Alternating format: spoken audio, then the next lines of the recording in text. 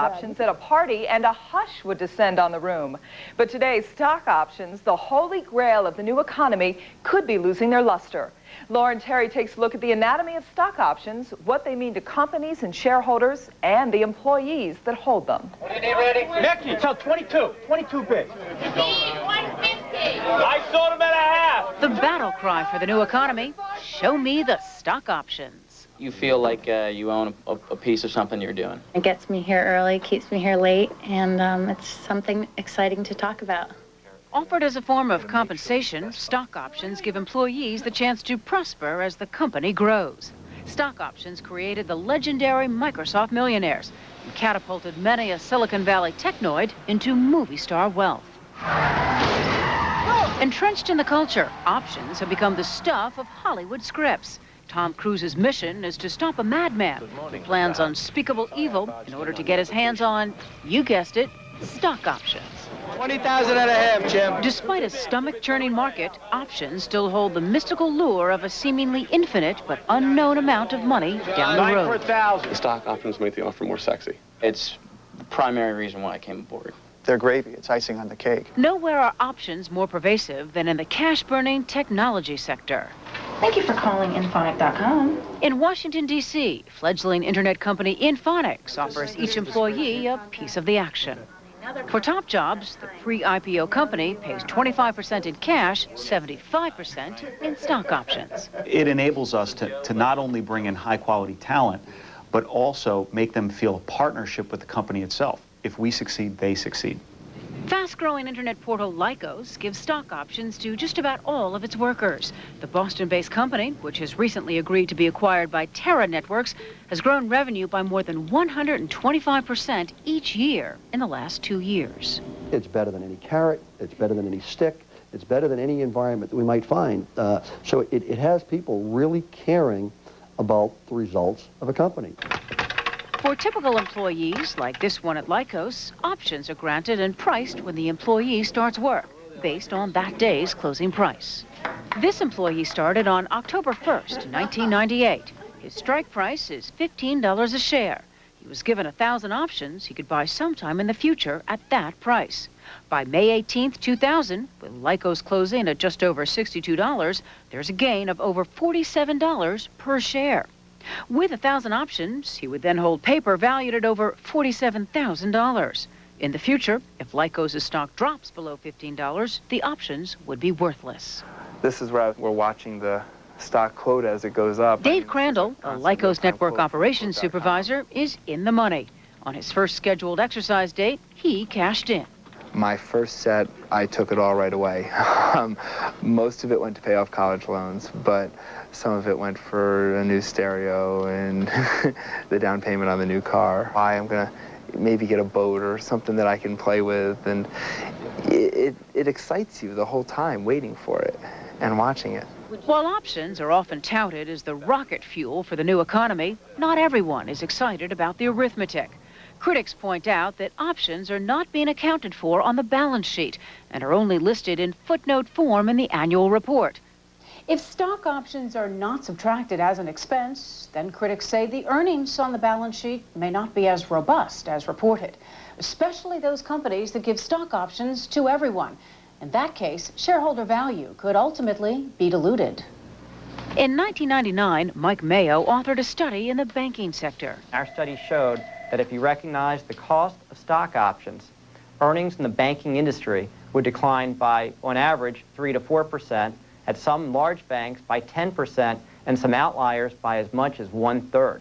So the bottom line is the underside of stock options is that the risks are underestimated. There's an impact on the credibility of the reported earnings of a company that arise from not recognizing the cost of issuing stock options. Lycos CEO Bob Davis, who has over 3 million unexercised options, disagrees. No, I don't think options are ever anything that we should see appear on a company's profit and loss statement or its income statement as it's known. I don't think that would be appropriate because I really don't see it. There's never a guarantee of value. There's never a predetermined time when an employee might sell the option. You never quite know. Others believe that issuing stock is different than issuing cash, and that Stock is just a piece of paper and has no consequences and shouldn't attract a compensation charge. Well, if that's so, I'd very much like for them to send me some of those pieces of paper because I think that that's probably not really the case. I think if we try to put too many controls around options, we really hurt what has been one of the greater drivers, I think, of the U.S. economy. Davis is clearly not alone in his opinion. In 1995, efforts by the Financial Accounting Standards Board to change the rules met with fierce resistance from corporations. Ultimately, congressional pressure forced the matter off the table. Our last attempt at the board to improve accounting for stock options was derailed politically by Congress. I think the argument there was you're going to destroy this new economy. Still, there's a growing concern on Wall Street for companies with more than 20% of their stock in unexercised options. I think what's going to be forced upon industry is a disclosure that these options really are out there, and that might dilute greatly the earnings you think the company's going to deliver to you, the shareholder. I think dilution as it relates to stock options is probably terribly overrated as a concern. And the reason for that is if you're a shareholder, what you want more than anything is a company that shows extraordinary performance. And a stock option is one of the greatest paths to doing that. It has very motivated employees. Some of these high-tech companies like a Microsoft or a Cisco, their earnings are being overstated somewhat by as much as 10 or 15%. Bob Olstein, president of Olstein Financial Alert Fund, says stock options are being abused. We have to rethink the whole subject of compensation expense through stock options as a major form of compensation. The pitfalls are being exposed with this volatile stock market. Well, these paper millionaires are no longer paper millionaires. They're going to find out stocks going two directions. Maybe they're going to want real cash again. When we come back, we'll find out what happens to those 100-hour-a-week employees when the stock sinks, and why in some circles, options make people think of tulips. And this on...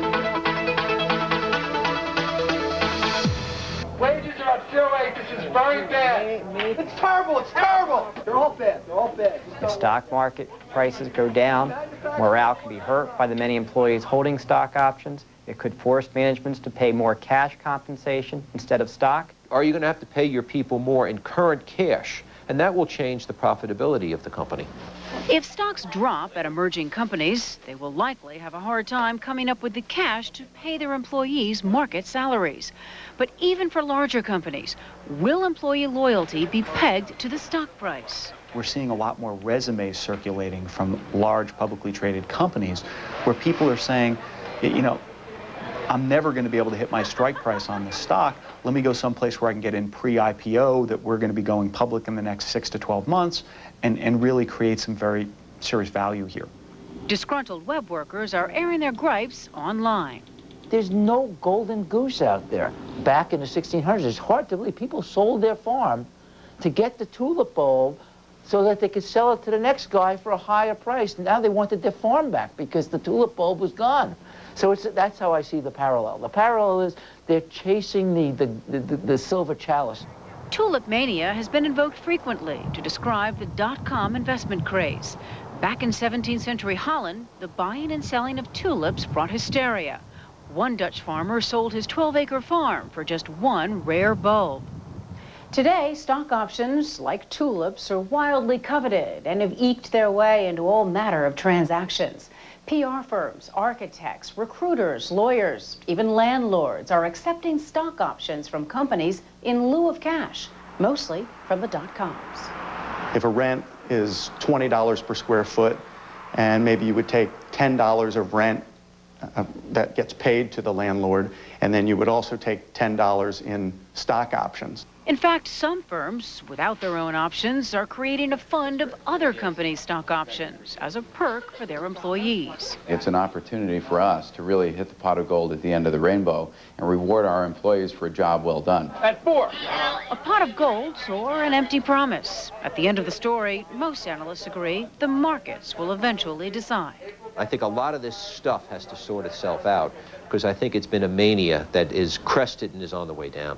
The market eventually adjusts to reality, and whatever the reality is, it is, and whether they put it off the financial statements, on the financial statements, there can be long periods of time where the market pays no attention, but when it does, it's swift and furious.